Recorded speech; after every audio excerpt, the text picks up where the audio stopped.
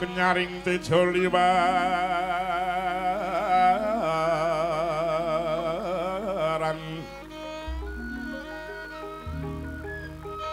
leres kilat sisiring tadi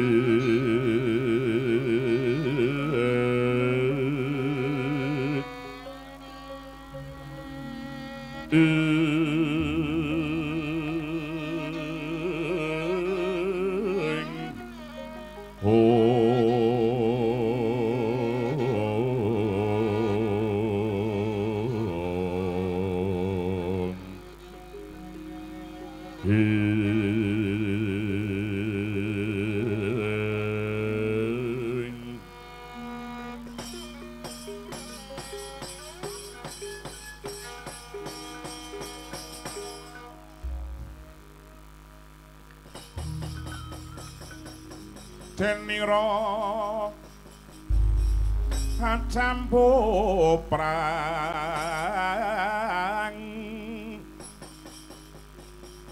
wau Sri Harjuna sasra lawan Raden Sumantri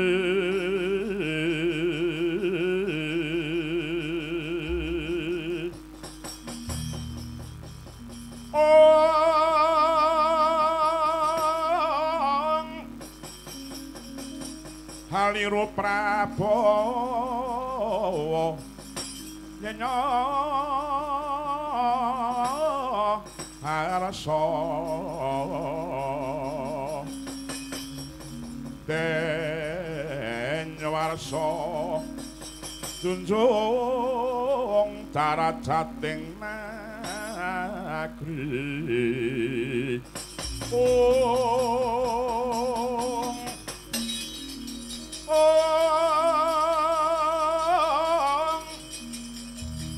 mangkono Sri Nalendra kalih Jawata ngawiyat mudhanaken kembang lumrang Banjaran Sari lumrang Banjaran Sari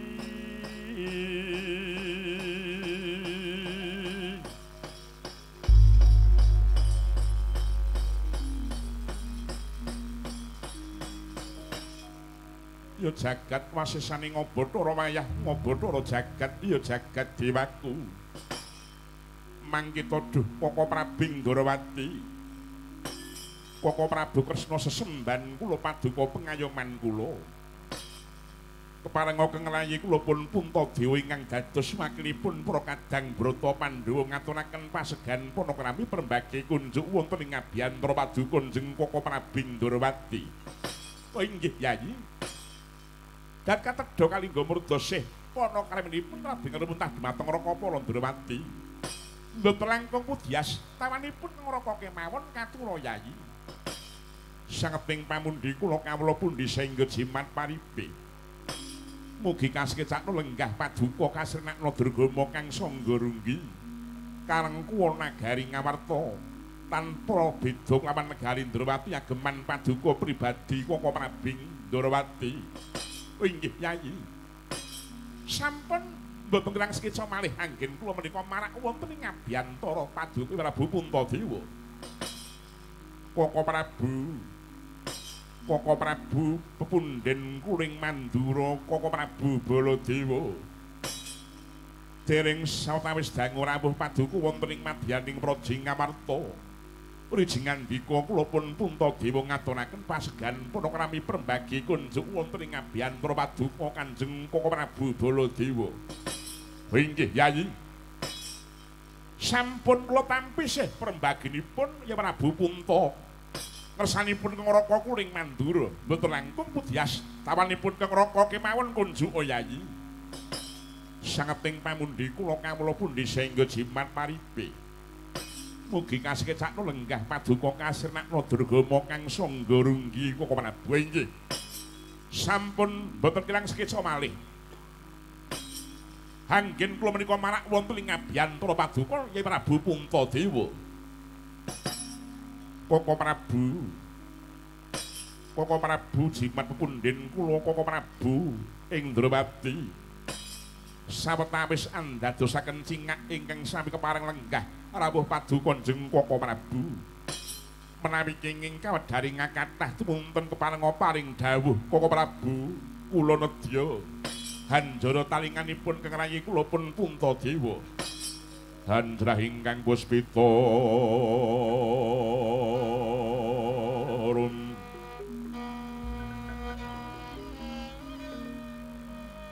kasiring samirana mri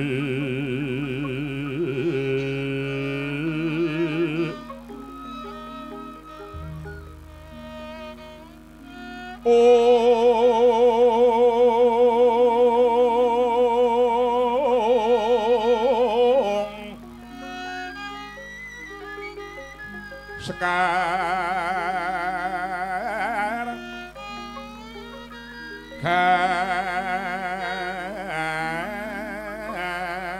kadung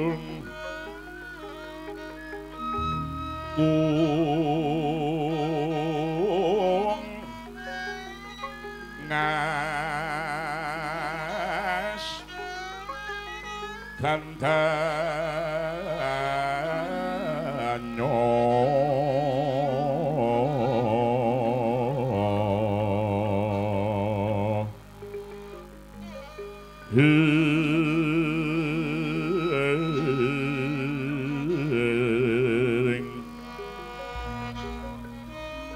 maweh raras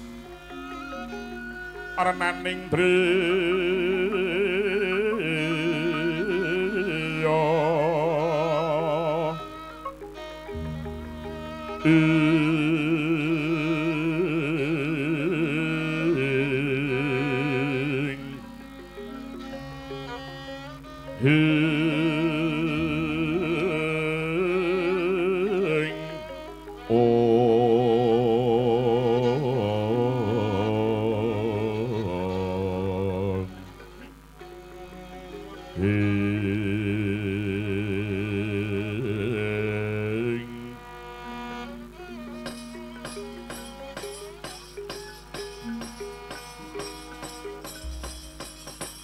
Kyai Prabu Puntadewa sawetawis andadosaken menguning raospun Kakang Ndrawati tanpa pepindhan jebul praptanipun rakanta wonten nagari Ngamarta ngrika langgan mangkih tinanggapan prayogi dening para kadang Pandhawa malah kepara kelangkung panyubiya-nyubiyanipun dumateng Kang Raka Indrawati. Namung kiwalada Kyai Prabu wonten gembolaning raos ingkang nedya kula unjungaken kersanipun kabar gagal wigar tanpa karya ning salah satunggaling manci pun kakang menika nglampahi wonten ing sanggar pamujan memintosih nurbuating Hyang Agung kula nampi wisik ingkang dumiling karna bilih namung para kadang brata Pandhawa ingkang saged ngusadani risak ing negari Ndrawati. Duh Koko Prabu sanget mboten nginten bilih negari Ndrawati menika nampi pacobaning jagat.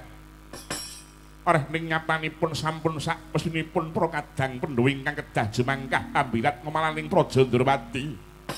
Duh Koko Prabu tumunten kadhawana kula sak kadang mboten badhe suwala. Malah aku gumun dewi. Dene negara Ndrawati taman bekebluk gedhe.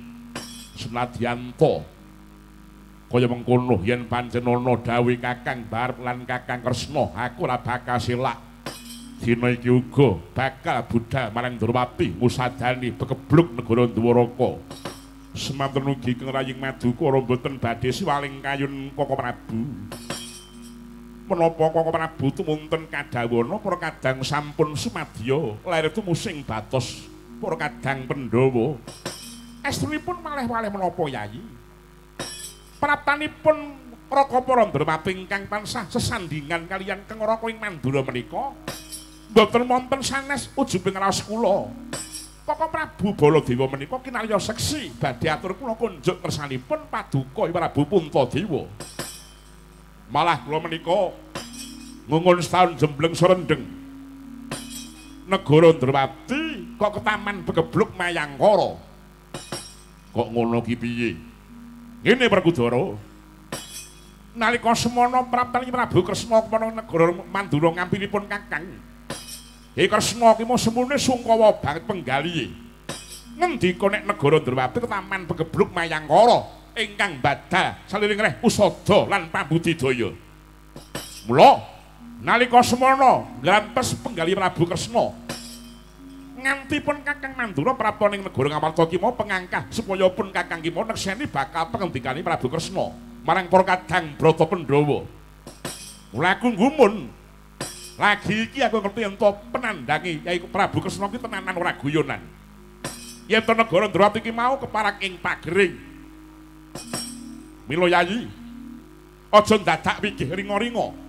Yen to negara Ndrawati nandhang mengkono, ora sang dadak sesuk-sesuk. Mesine para kadang wis padha sawega. Aku wis kandha ing ngarep aku saguh dadi cagak minangka tuwak aja nganti rontok sirape negara Ndrawati. Semanten ugi kula Koko Prabu inggih Yayi. Ngaturaken panuwun tanpa upami. Boten wonten sanes kejawi Kyai Jamus Krimasa ingkang badhe kula suwun ngampil. Kinarya tumbal wadaling negari Ndrawati menika Yayi. Kagiat risang kapirang rinangko lagi nempet-empet dosang retnaning bawana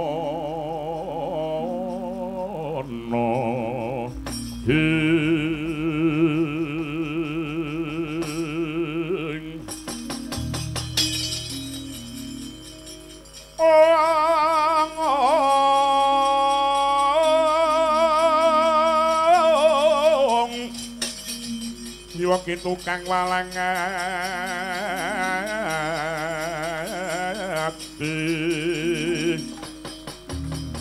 Iwa ki tukang nanesing tias Iwa ki tukang kudu garing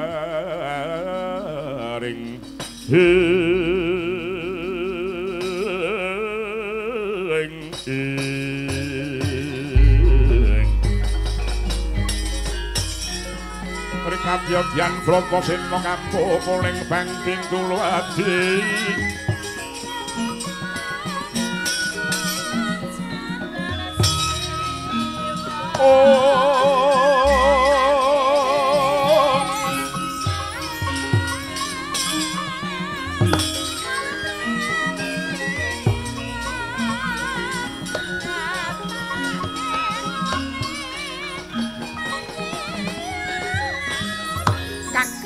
sotaning galih wong agung ing Ngamarta.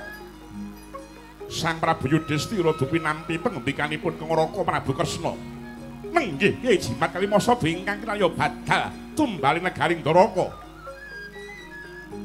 Kawusaka capot kinareka negara Klebon jajal suprandene. Apa to kang dadi sababe?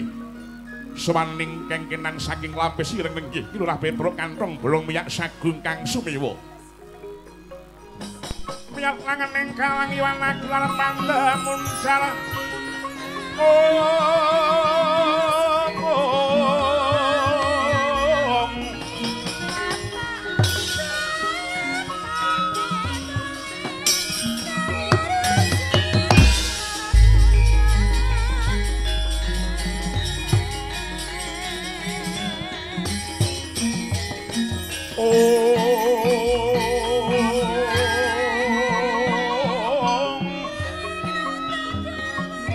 Sarto pawon muting ranut bersingkar sanila dening kanyo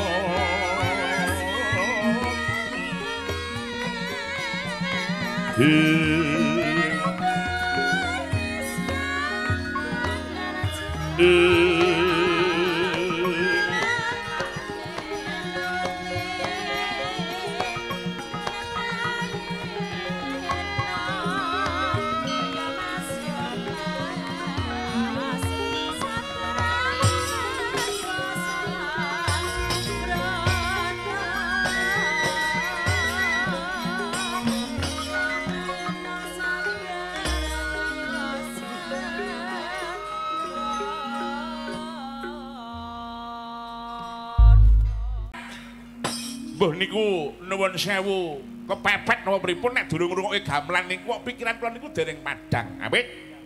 Kula niku tiyang budaya, Kanjeng.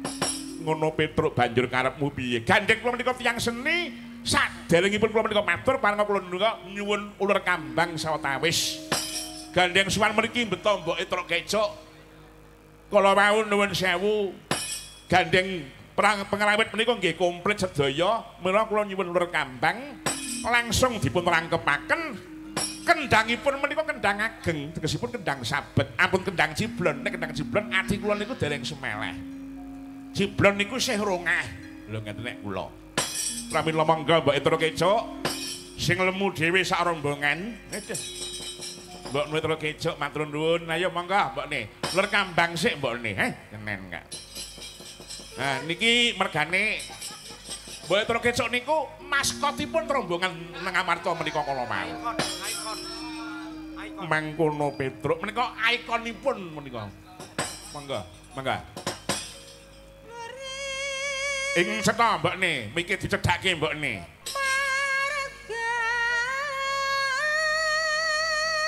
Marga putra Pusarata kireng neng wis mat dolen tek dolen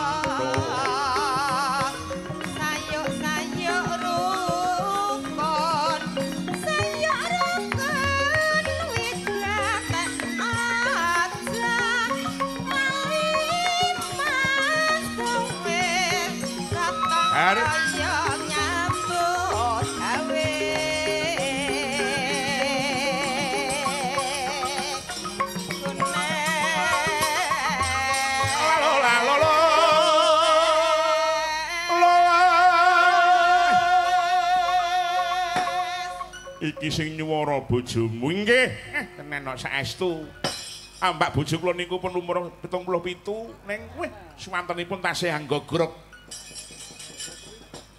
asking aduh mangga bune ya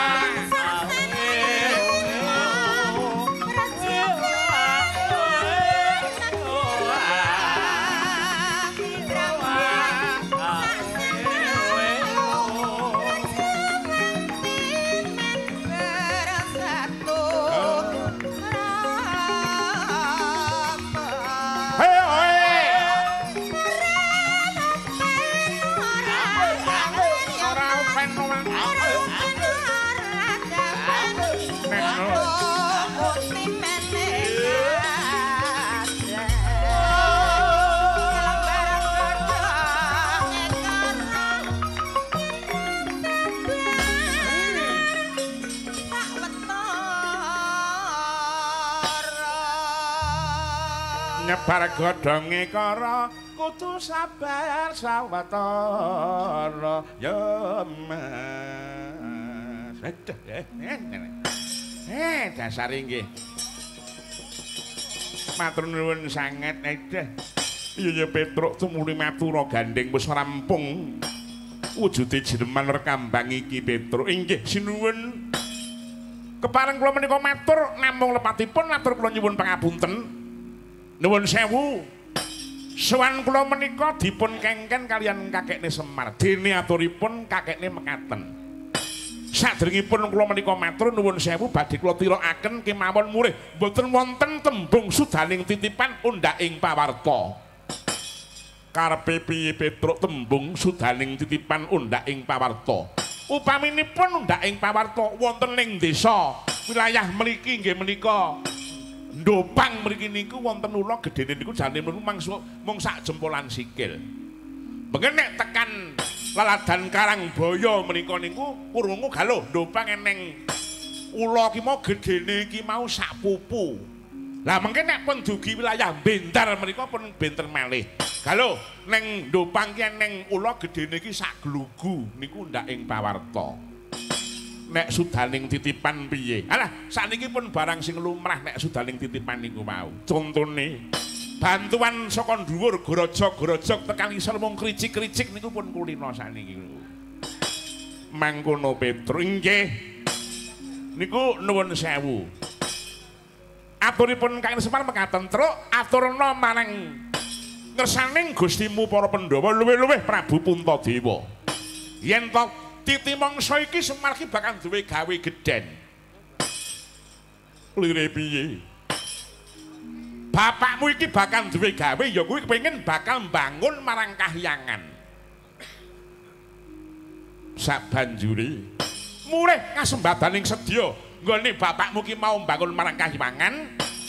Kowe matur konjuk kersaning Gustimu para Pandhawa, sepisan Gustimu Pandhawa kabeh kon tindak rene, kon rawuh rene kabeh. Ning aja nganti lali ngasta wujuding pustaka Jamus Klimasada niku dawuhipun bapak. Lho niku saestu. Mula titi mangsa iki reh ning sengket gumerguting para dasing nggone kepengin ngintah-intah wewengkon. Mula ora ketang sak propirane Jamus Klimasada kudu mayungi marang padukaning Rampis Ireng. Petro mangke rumiyin ning mboten mani namung sak derajating Semar paribasan Kedhi Babi 17 kok arep nyilih pusakaning ratu niku mboten ketemu nalara. Aku ora wani truk nyilih pusakaning Gustimu mula aja nganti pustaka Jamus Klimasada ki wangsa-wastane Gustimu para Pandhawa mergo aku percaya yen to Klimasada ki wangsa-wastane Pandhawa kuwi bakal ana bebaya kang gedhe sing ana sambung rapeting lawan pati uriping para Pandhawa mula aku ora wani nyilih. Gustimu Puntadewa kon rawuh mrene kabeh sak para Pandhawane. Niku kula kinten kula cekapi semanten atur kula, mbok menawi wonten kituling atur kula nyuwun pangapunten. Mangkono Petro. Dadi titi mangsa iki Kakang Semar kepingin tekaning para Pandhawa sakadang. Nggih. Niku estu. Estu niku Gus.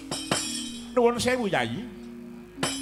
Semunipun pratanipun kantong bolong menika nunggak karep kaliyan kula. Ingkang mongko ing ngajeng kula sampun matur bilih kula badhe mundhut ngambil pustaka Klimasada.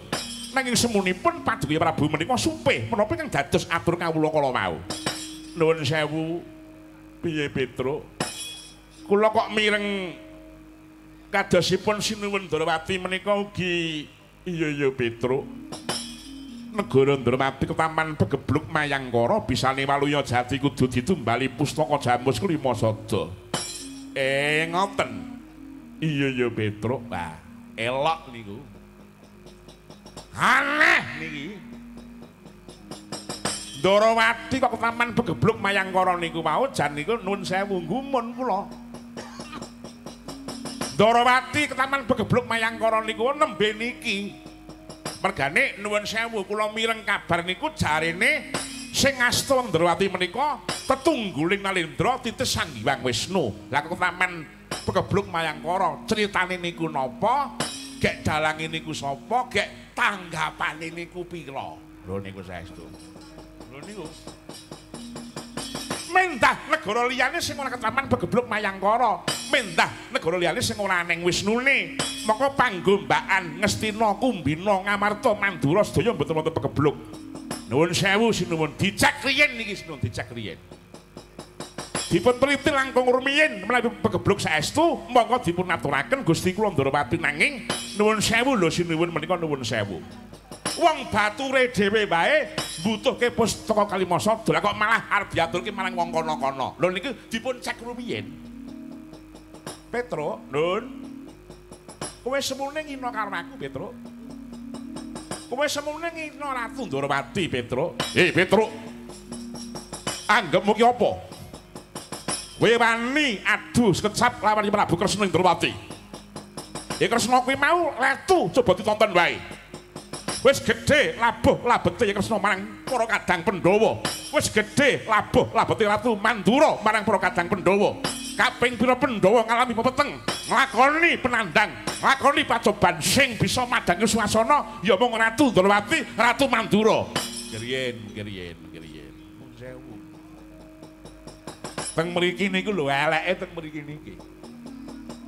Nek perkara labuh diketok-ketokke. Ning nuwun sewu, kula tetep mungkur. Awit nuwun sewu ratu ingkang nedengipun siniwaka menika mboten kepareng dipun singkur. Niku pakeme wayang ngeten niku wau. Petruk aku singkur nradadi apa? Alah mboten kula mboten mani. Panjenengan niku menawi ngeten iki malati kok. Estu niku. Nuwun sewu. Menawi perkawis nabuh linabuh jane piwulang susi sampun nyebataken. Sapa sing sok ngatunake jiwane niku pertanda nek asor derajate, asor jiwane. Para kina sampun nate dawuh, yen kowe dedana, yen kowe weweh, yen to kowe tetulung, yen to kowe mau peparing marang sapa wae bebasane, mbok ulungake tanganmu kiwa, tanganmu tengen aja nganti weruh. Ngoten lho. Yen kowe ngulungake nganggo tangan tengen, tanganmu kiwa aja nganti ngerti. Aja meneh wong kana-kana kanggo awake dhewe wae ora tau ngitung lelabuhane kang ditindakake. Handek pun notek le, wis ping pira aku labuh marang Pandhawa, wis ping pira aku sing multekke Pandhawa. Nyatane mengkono Petruk. Wis ping pira lek ku labuh marang para Pandhawa, ning ngendi para kadang Pandhawa madangke negara Mandura. Lho, lali to. Lali medite wis entek kok mulo ya lali. Niku. Nuwun sewu niki kepeksa kula ngungkurke tenan niki. Nuwun sewu lho sinuwun. Lho niku estu kula nyuwun ngapunten saestu niki. Ya Petruk sing ati-ati. Sampeyan lali sampeyan niku. Zaman geger Mandura. Lho, geger Mandura sing endi? Kangsa gawe otan-ontan ing Mandura arep ngrubuhke panguwasane Prabu Basudewa. Nganake adu jago menungsa. Jagone Sengkapura, Suratri Mantra utawi Raden Sudaman. Nek wong desa ngarani nggih menika Raden Suwardi. Lho niku. Suradi. Lho niku. Mongko jagone kasepuhan niku lari saking Saptawarga. Raden Bratasena. Lho niki tesih meger-meger teng mriku. Teng mriki niku. Suratri Mantra pecah dening Raden Bratasena, ning Ndara Bratasena ya ora tau kandha-kandha, ora tau pamel-pamel. Aku wis tau labuh ning Mandura Truk, dereng nate niku. Mung mendel mawon niku mendereng, niku mendereng. Kangsa mudhun saking panggung goleki wong ireng karo wong putih. Jenenge Narayana kalih Kakarasana. Dicandak cek, dicengkiwing pepetke pupu, kempit kiwa tengen ora iso obah. Lho niku. Ampun meh mati calurun niku jane, meh modyar niku calurun niku. Ning saya kendho nggenipun ngempit lari kalih saged namake Cakra kalih Nenggala. Ning napa ta sebabe kok nganti iso namake Cakra Nenggala? Merga napa? Kendho pangempiting Kangsa Dewa merga dadane Kangsa luwih dhisik ketancepan marang panah. Sing manah sinten? Lho niku areke Raden Janaka teng wingking jenengan niku. Lho niku. Ning Ndara Janaka ya moh pamer. Lho Truk aku wis tau mateni Kangsa labuh ning Mandura dereng nate niku. Alah lagi ping pindho. Alah ping pindho pripun ping telu. Oh. Rikala sampean dhaup kalian Ndara Setyabama nek ning Ndara Permadi dadi napa sampean? Alah lagi ping telu, ping papat. Ping papat. Lho. Rikala nuwun sewu jaman sampean niku seneng karo wong kayen. Lho. Terus konangan di masa lho. Pripun sampean niki? Alah lagi ping 4 ping 5, ping 5. Rikala sampean seneng karo Tambak Rama. Lho. Sinten? Perkawis labuh linabuh monggo ning bakenipun kula sowan mriki niku mboten sowan Prabu Kresna. Tuwin Prabu Baladewa. Ning sing kula sumani Prabu Puntadewa. Sekecap pengendikanipun sinuwun Prabu Puntadewa menika ingkang badhe kula pundi-pundi ingkang badhe kula gondheli selawase.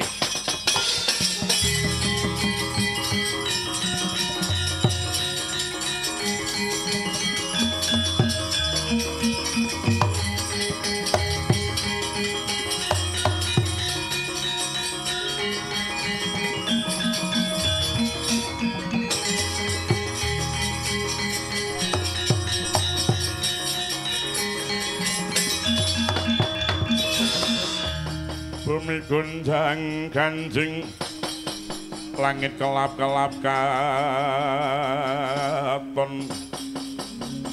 lir kinincang alis risang mawe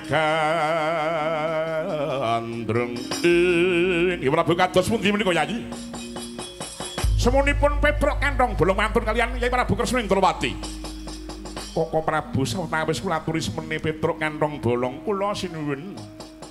Prayoga kuwi ngentena ning jabaning kutha luwih dhisik paripurnaning pasimakan sira bakal ndak timbali sapa kang menang nampa pustaka Jamus Lima Sada inggih.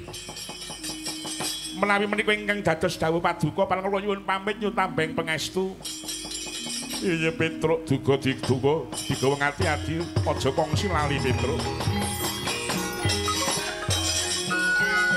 Tan samar pamoring sukma sinut kaya winah ya ing sepi.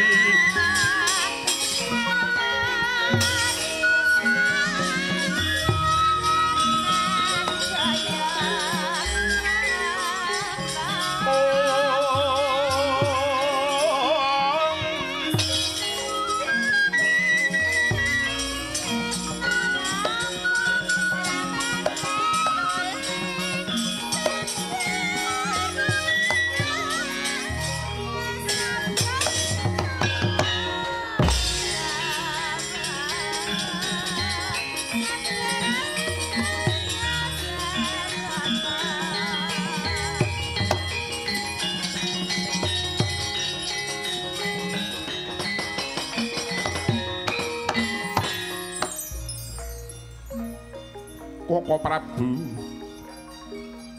kula nyuwun pangapunten ingkang agung inggih labar perkawis menika kala wau Koko Prabu inggih Yayi mboten dados menapa estining manah gegandhengan Koko Prabu ingkang paring dawuh langkung rumiyin pramila kula badhe netepi ucap kesagan kula benjang purnaning gati Jamus Lima Sada kawangsana dumateng kenelayi Koko Prabu.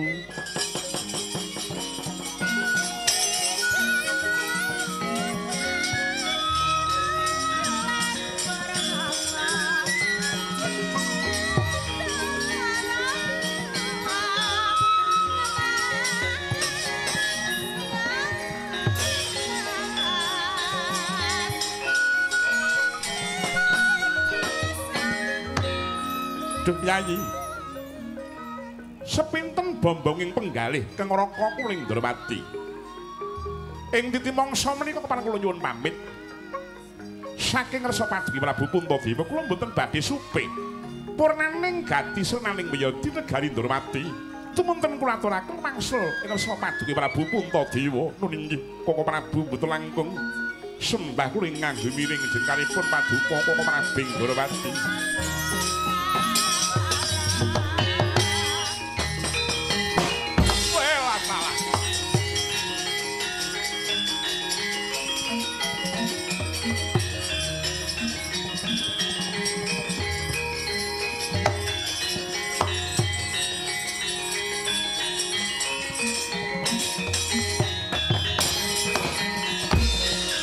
Baladewa Narapati duwe nariswara Kresna kalanggung ing tresnanira mring diabanon sinawi mongko pisahung giwanipun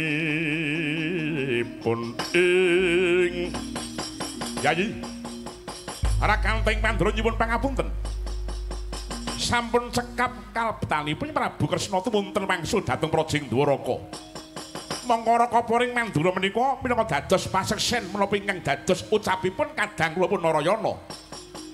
Inggih kula kinten saking Kodeng Sutaninggalih Kanjeng Koko Prabu Ndrawati awit saking pepetenging praja. Ingkang mekaten duh Koko Prabu kepareng asmane sawetawis wonten nagari Ngamarta. Inggih Yayi. Nanging betul secara sing manah kula. Mengapun Kakang nyuwun pamit ing kalgal mangke. Nungka dumateng lampahipun kadang kula Narayana ing kalgal menika Yayi.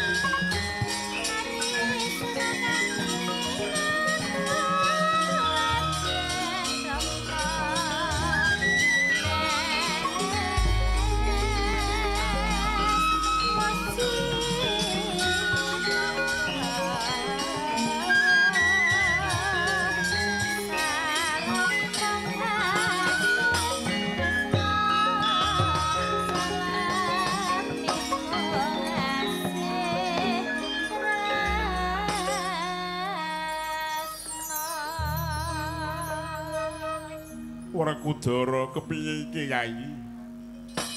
Ana lakon kliwikan dadi grojogan geguyon dadi tangisan. Barep kakangku tak luputake. Luputku manggon ning endi? Ya gene ing atase Pandhawa ki maraga 5 jiwa siji. Ngulungake pustaka jamus ingkang ana gegayutane lawan pati uriping Pandhawa tanpa taren karo dulur-dulur. Yai, ing ngarepun kakang wis midhanget kesaguhaning Prokadang marang Koko Prabing Durawati. Ora sandadak nguman-uman marang pun kakang, jiwa kawicaksananmu wis ilang. Ilang ya ben kaya ngono dadi ratu, dituhoni dening wong pirang-pirang. Yen ngono apa kowe sing dadi ratu apa piye? Eleke ngono kuwi. Dimas Janaka wonten pengendiku ing ngadhawuh. Margagi bubarno kang padha gantung simping sun bakakundur hangedaton kanthi sesanti murih mulyaning praja ngawarta dina iki Yayi.